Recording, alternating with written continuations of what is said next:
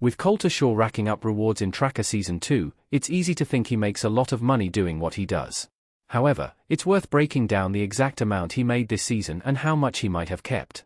Colter usually makes it a point of principle to collect the fees offered to him in Tracker. While he's compassionate and genuinely cares about the people he helps, it's still business and his livelihood, so it's his head that negotiates, not his heart. As we've seen, some of the wealthier clients that Colter takes on are willing to shell out quite a bit, with Colter sometimes making more from one case than many of us make in a year, or almost.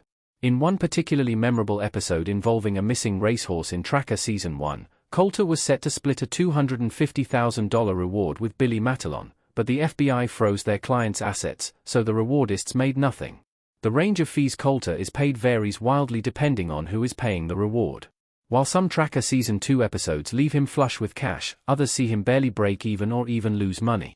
Colter made at least $330,187 in Tracker Season 2. He made more, but some case rewards were unknown. Justin Hartley as Colter in Tracker, custom image by Milica Georgievic. Most episodes of Tracker include a scene in which either Velma or the client clearly states the payment being offered up front. Of the 20 episodes this season, the exact reward amount was outlined 14 times. In 3 episodes this season, Colter was doing a friend a favor and thus there was no fee. In Tracker Season 2, Episode 9, he wrapped up the Gina Pickett case for Camille. In Episode 17, he did Randy a favor by finding his ex-girlfriend's best friend. And in the finale, his search took him back home to Echo Ridge to do a favor for an old family friend.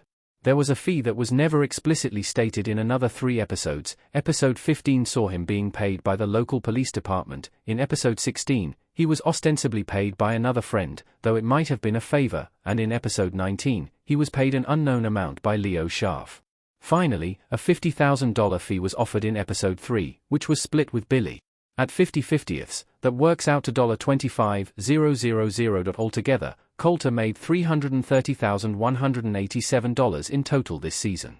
However, we can assume that there were other cases throughout the year and quicker ones that happened off-screen, so the true amount that he made in a year is likely much higher.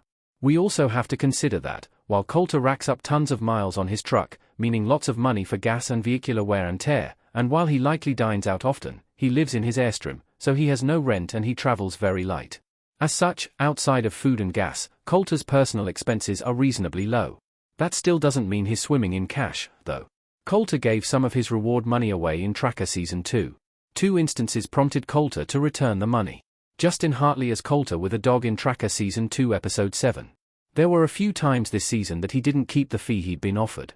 In Episode 7, Man's Best Friend, he sweetly agreed to take the case of finding a boy's missing dog for $187.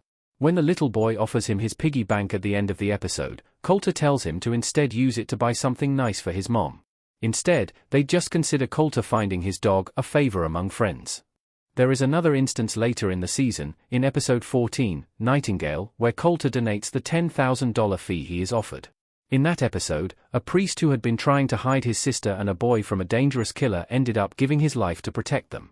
Instead of taking the money the boy's father offers him, he tells him to donate it to the slain priest's church. While Colter stands on business, this season has shown there are times when Colter will make personal allowances. Colter also splits his Tracker earnings with his team, and likely the IRS. A business is a business, after all. Of course, Colter doesn't keep all that reward money for himself. He's not pocketing $300,000+ on his own. He has a team to split it between, and this season, that was Velma, Bobby, and, in the second half of the season, Bobby's cousin, Randy. While Renee often helps Colter out, she has her own job as a high-powered lawyer, and it seems that everything she does for Colter is pro bono. It's not exactly clear how the team split breaks down, though we can assume that Colter gets a larger cut as he's the one doing the most work and the only one out in the field. It's also not known if Colter's teammates have other income sources. Velma, at the very least, appears to also be working for Renee in Tracker Season 2, and business has been booming.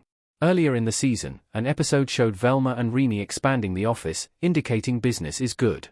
Renee's new client, Leo Scharf, is also loaded and appears to be paying Renee quite well. Meanwhile, Bobby and Randy appear to have a lot of time on their hands and probably use their tech skills elsewhere as freelancers. Considering the inconsistent nature of Colter's work, it's unlikely that all three can rely solely on him for income. Lastly, there's the US government to consider, namely, the IRS. It's never been explicitly stated, but Colter's operation is probably set up as a legitimate business, and that won't change in Tracker Season 3. To keep everything on the up and up, they'd have to be incorporated as a small business like an LLC. If that's the case, then they are paying taxes on at least some of their earnings, depending on how much they get paid in cash under the table. Considering everything, while it seems as though Colter is raking in money hand over fist in Tracker, paying the team and taxes means he makes enough to be comfortable, but he'll certainly never become rich as a rewardist.